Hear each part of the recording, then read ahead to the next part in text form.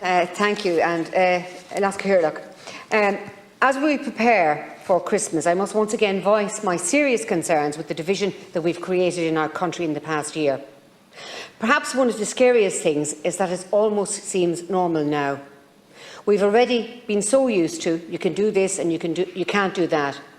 I think it really has been seeing the discussions online over in the UK, who are likewise planning their own COVID pass, and seeing the legitimate disquiet, disappointment and hurt being expressed by individuals, that has brought it back up for me.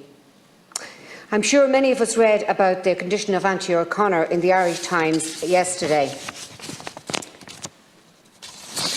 A Louth family man who has been battled a rare chronic neurological disorder for his entire life, having spent 7 weeks in hospital at age 4 after receiving the polio vaccine.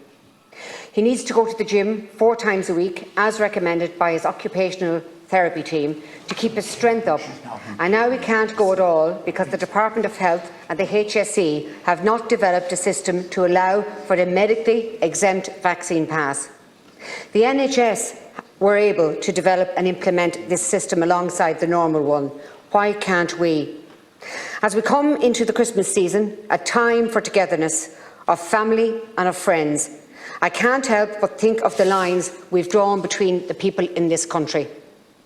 And even as we mourn the mistakes of Ireland past, I fear that in years to come, we too may find ourselves judged by all that we did in the name of the greater societal good. Thank you.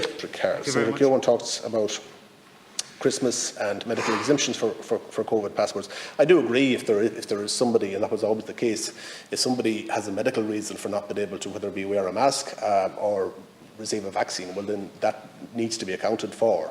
But in terms of you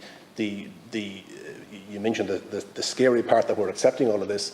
Unfortunately, the scary part is that there are still people seriously getting seriously ill from COVID, and people dying, and we have to continue to encourage people to get vaccinated. And it gets back to the point as well in relation to the efficient rollout of the booster regime that a number of senators have raised as well.